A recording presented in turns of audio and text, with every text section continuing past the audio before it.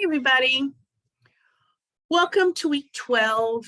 We're getting to the end of our semester. I would like to talk to you a little bit about what's going to happen for the next few weeks so that you have an idea of what to expect. This will be the last formal lecture that I will do, and then next week will be a review week. On the review week, okay, I will go over everything that will be on your final exam.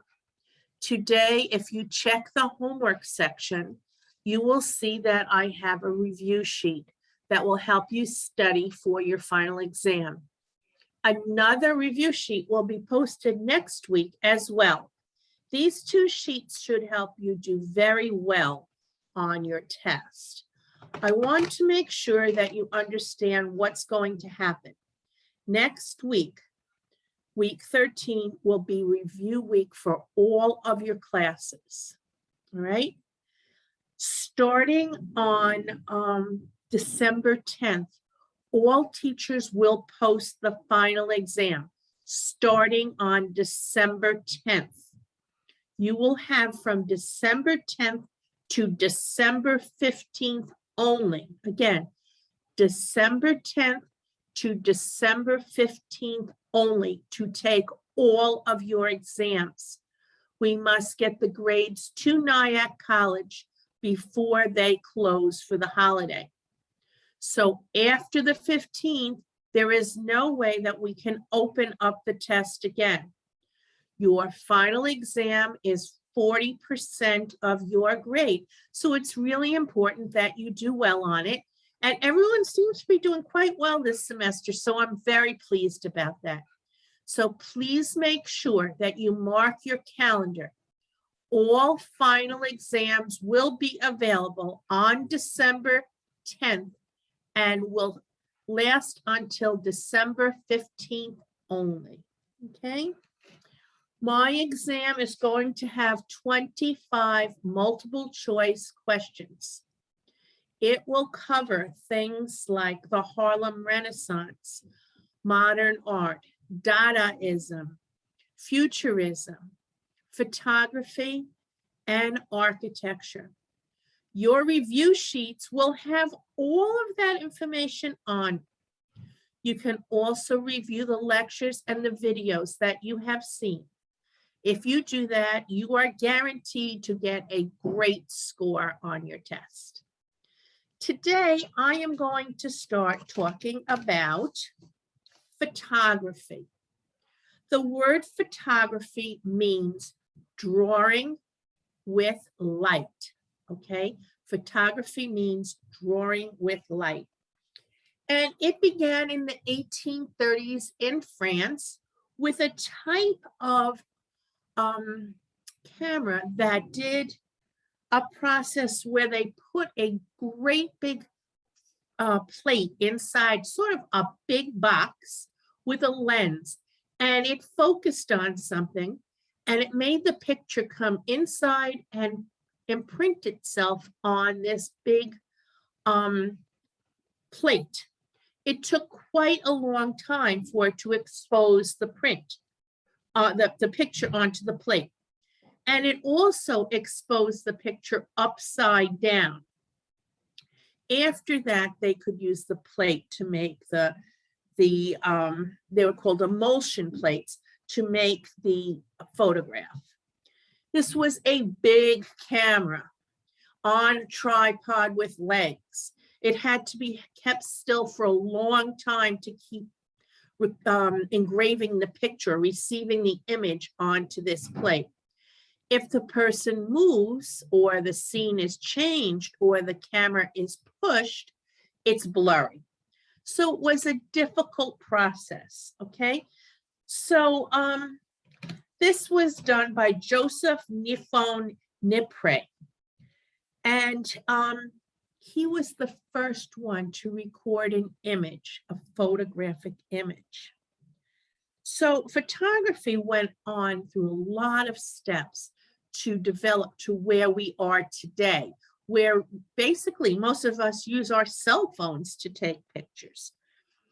Something called daguerreotype was a style that began photography with a man named Louis Dauphin. And he was the one who started modern film. We're going to look at what a daguerreotype is and how it worked. And you will see how cumbersome or how difficult it was to take pictures in the beginning.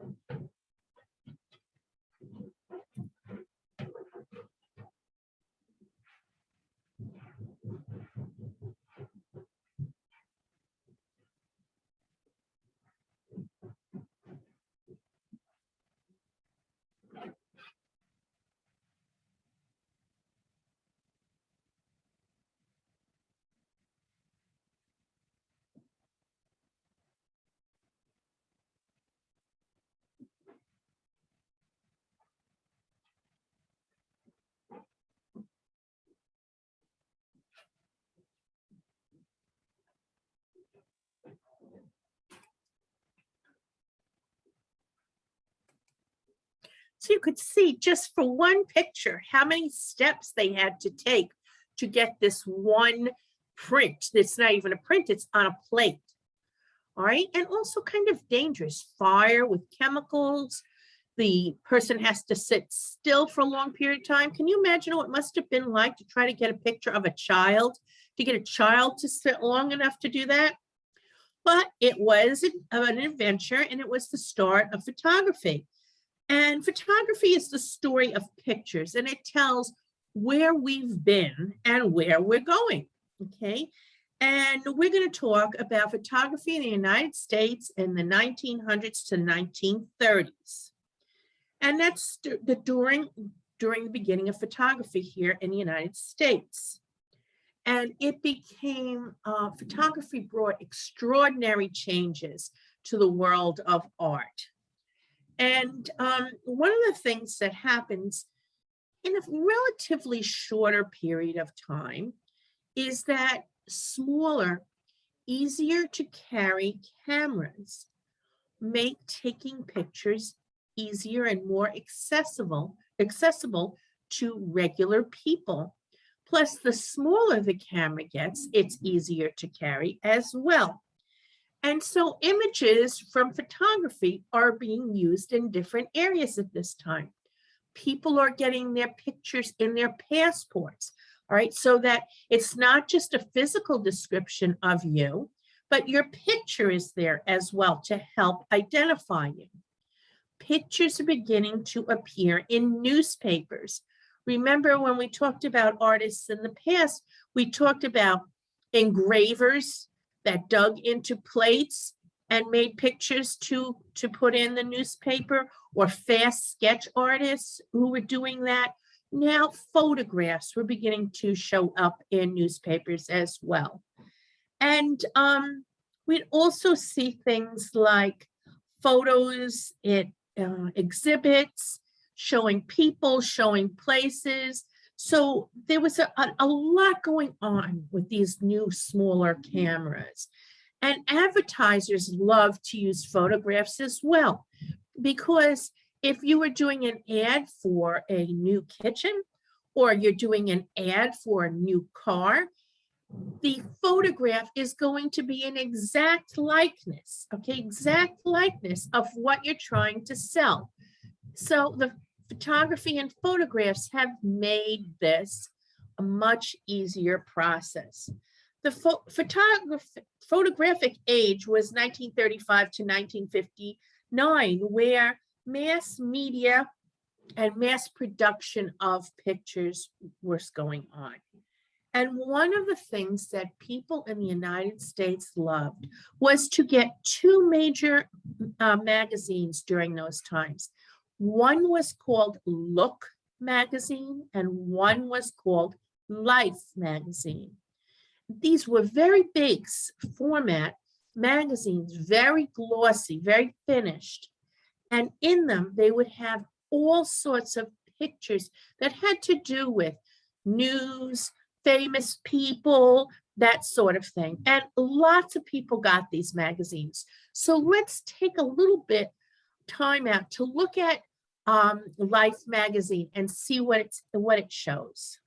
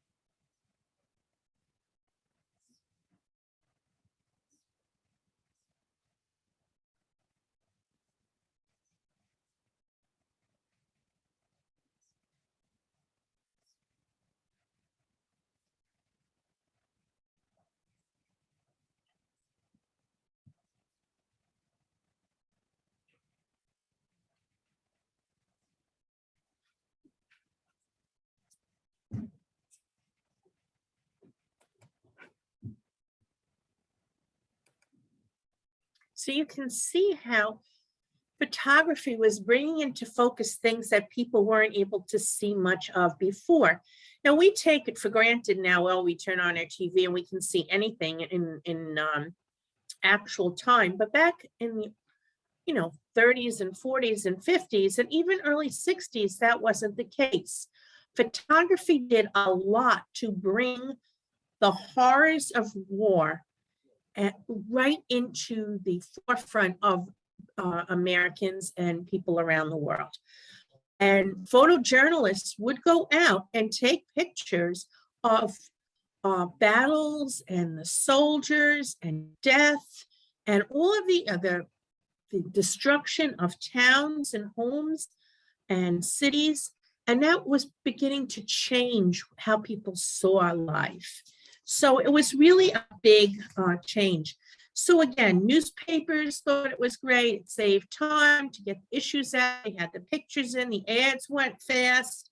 Documentary photographers were doing things on famous people.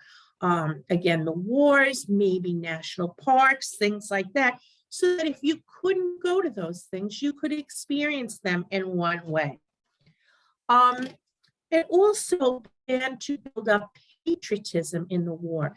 They would take pictures of different things and show them to the folks at home, and people would get an idea of what their loved ones were going through or what they needed or how brave they were, and this feeling of patriotism, love for one's country was developing. I'd like you to see this video about how photography changed the world.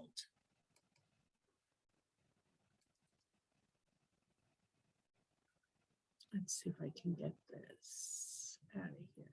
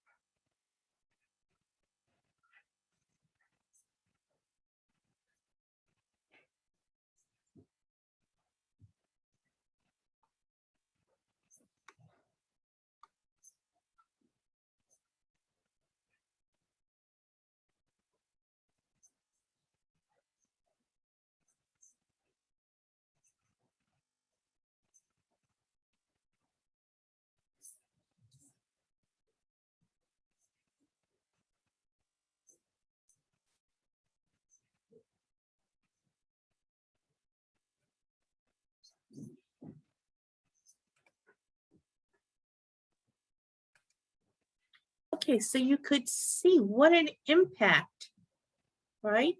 Photography made on people. And as it progressed, we began to get motion pictures and movies and TV. And at the end of that small discussion, he's showing you what the paintings were like, which gave you impressionistic. We talked about that already.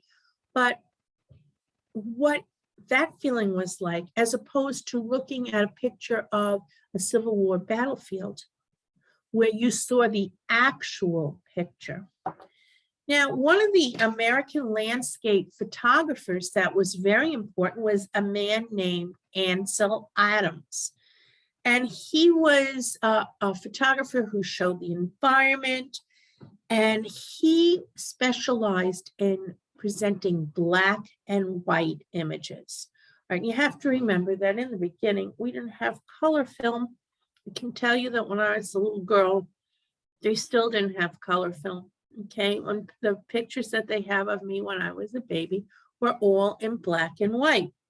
Then color film came out when maybe I was 6 or something like that.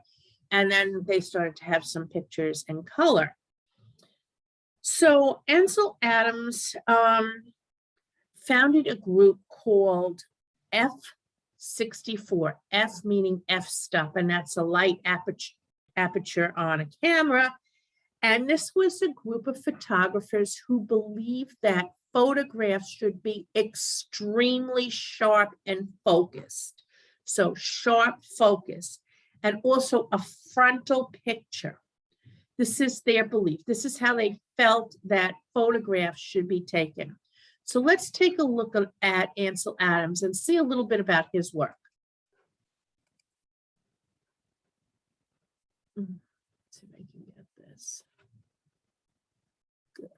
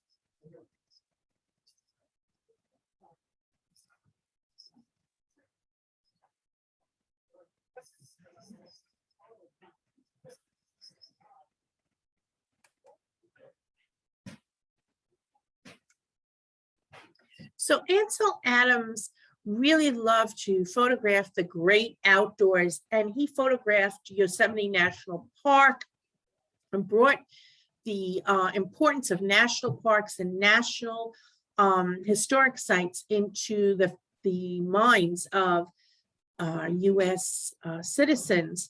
And through these pictures of the national parks that he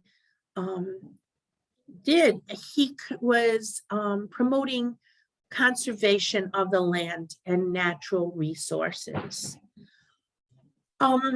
I have another one that I'd like to show you, and that's a photographer named Edward Weston. And he was a 20th century American photographer, and he's been called the most innovative and influential photographer in the world, and the master of the 20th century. And he was known for his carefully composed and sharply focused images, and his landscapes as well. So let's take a look at that.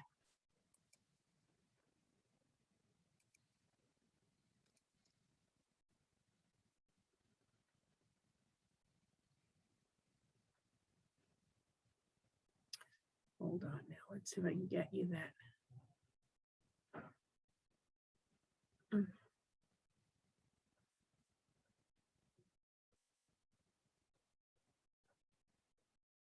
Just give me a second. I think this is going to be it. No, let's try it again. Hold on.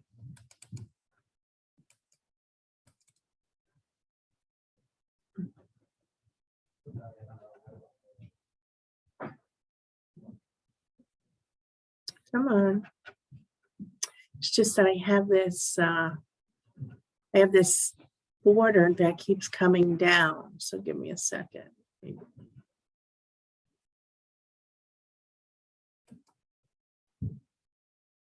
Okay, let's see if I have it.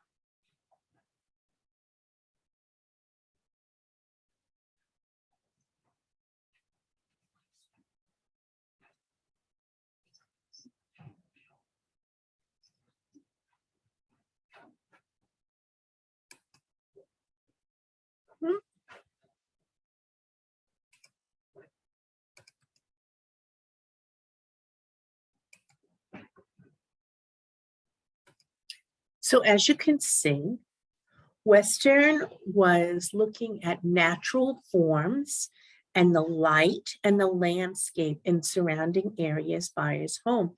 Those photographs of the sand that actually looked rippled and then dark, almost black in some areas, are very striking.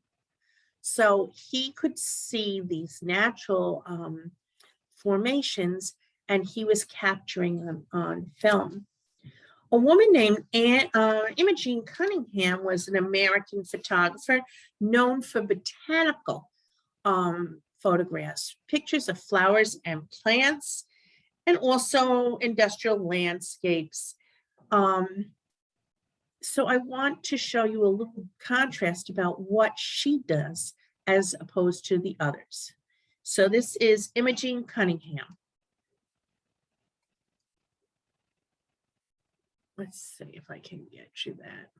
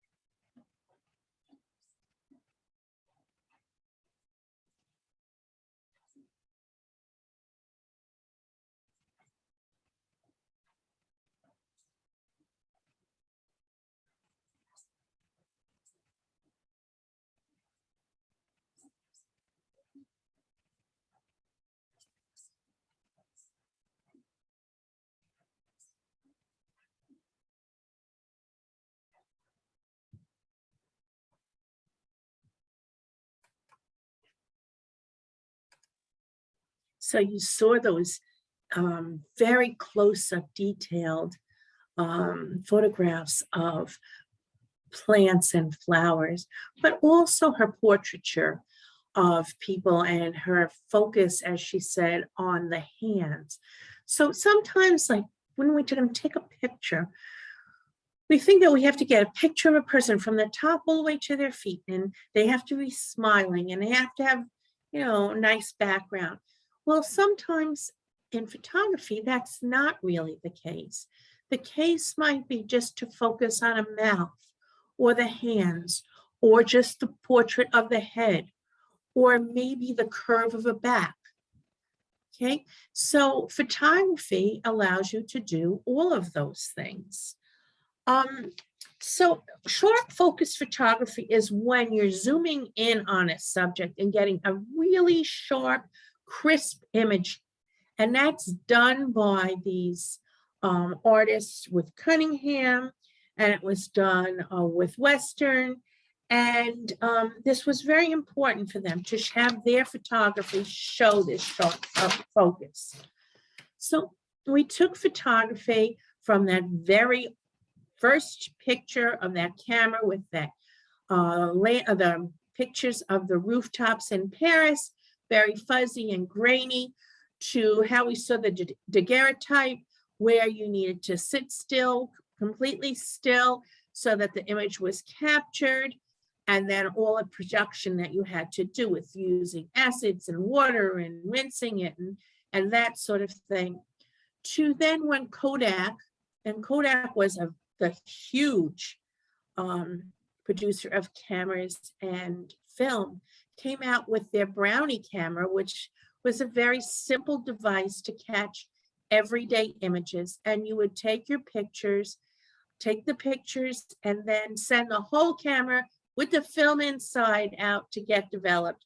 And then they would put more film in, they get the pictures, send the camera back, and you would have that.